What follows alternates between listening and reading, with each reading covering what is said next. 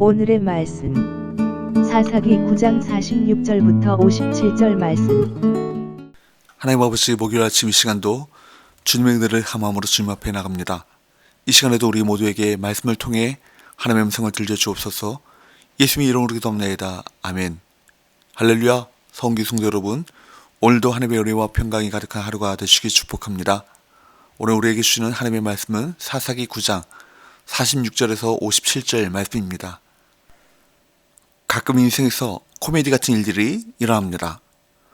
승승장구하던 아비멜렉이 한순간에 죽음을 맞았는데 그 죽음이 어처구니가 없습니다. 영광과 위세는 보이지 않고 수치와 조롱이 가득한 죽음입니다. 악인의 마지막과 죽음은 결코 아름다울 수 없습니다. 하나님께서 살아계시기 때문입니다. 아비멜렉은 세겜 백성을 죽이고 성을 헐고 땅에 소금을 뿌렸지만 남은 세겜 사람들은 엘브릿의 신전, 4절에 바알브릿을 말하죠.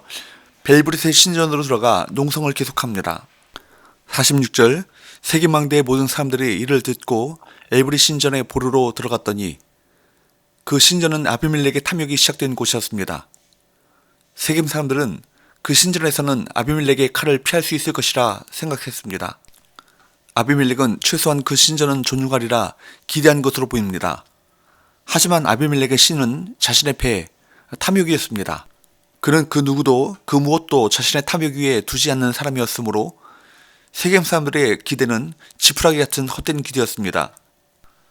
47절, 48절, 세겜 망대의 모든 사람들이 모인 것이 아비멜렉에게 알려짐에 아비멜렉 및 그와 함께 있는 모든 백성이 살문산에 오르고 아비멜렉이 손에 도끼를 들고 나뭇가지를 찍어 그것을 들어올려 자기 어깨에 메고 그와 함께 있는 백성에게 이르되 너희는 내가 행하는 것을 보라니 빨리 나와 함께 행하라 하니 아비멜렉은 앞장서서 도끼를 들고 나무를 찍어 와서 보루에 쌓아놓았습니다.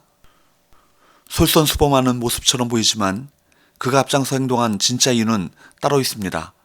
자신을 위해서입니다. 우리는 겉모습만 보고 사람을 판단합니다. 온화한 미소와 부드러운 말에 우리 마음을 열기도 합니다. 하지만 사람이 좋은 태도를 보이는 이유는 대부분 자기를 위해서입니다. 우리에게 진정으로 온화한 마음과 도움을 주시는 이는 하나님뿐인 것을 기억해야 합니다. 49절, 모든 백성들도 각각 나뭇가지를 찍어서 아비멜렉을 따라 보루 위에 놓고 그것들이 얹혀있는 보루에 불을 놓음에 세겜 망대에 있는 사람들이 다 죽었으니 남녀가 약 1000명이었더라. 반란은 결국 대량 학살로 끝나버렸습니다. 아비멜렉은 기드온의 아들 70명을 한 번에 살해했고 반란을 일으킨 세겜 사람들 1000명을 한 번에 태워 죽였습니다. 첫 번째 학살을 지지했던 세겜 사람들은 두 번째 학살의 대상이 되고 말았습니다.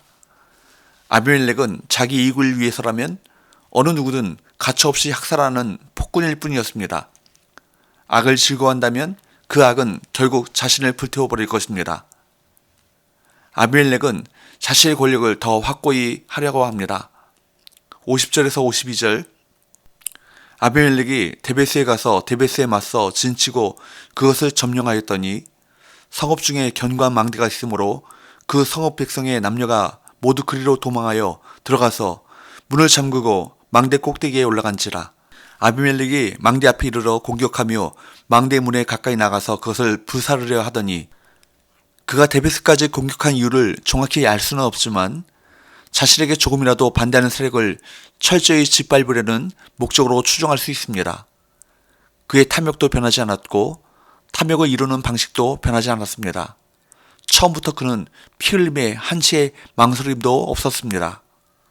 언제나 만족할 만한 성과를 가져다 주었던 방식이기에 그는 학살도 주저하지 않았습니다. 그러나 이제까지 그에게 승리를 가져다 주던 살육의 현장에서 그는 살육을 당했습니다. 악은 결국 돌고 돌아 그의 머리 위에 떨어졌습니다. 아비멜렉은 스스로 받아들일 수 없는 치욕적인 죽음을 맞았습니다.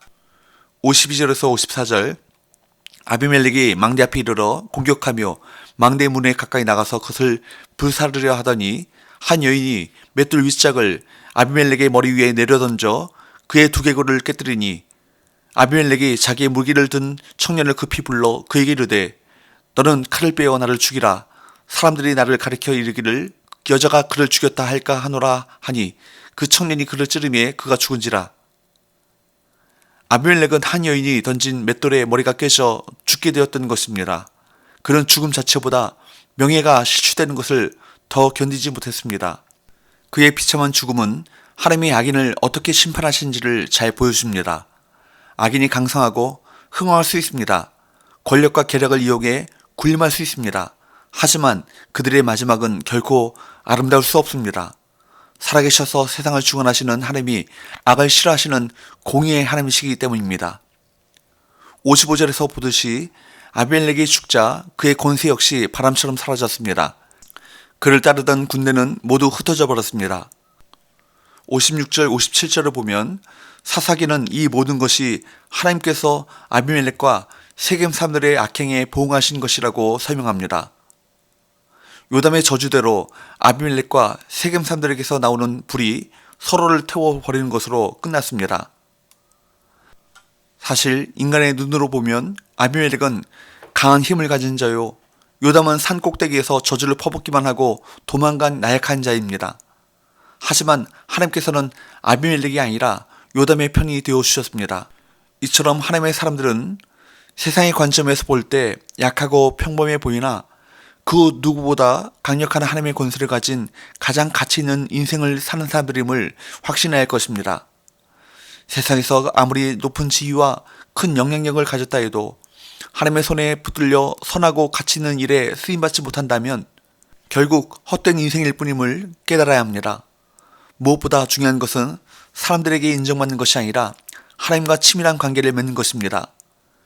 세상의 가치관에 휩쓸리지 마시고 오직 주님 안에 거하는 성도들이 되시기를 주임으로 축복합니다.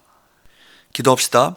하나님 아버지, 심은 대로 거두게 하시는 하나님의 심판을 바라보면서 세상의 헛되고 헛된 욕망에 사로잡혀 살지 않게 하시고 우리가 세상의 권력보다 더 강력한 하나님의 권세를 가진 자들임을 확신하게 하셔서 세상의 가치관에 휩쓸리지 않고 하나님 나라 백성다운 삶을 살아가게 하여 주옵소서.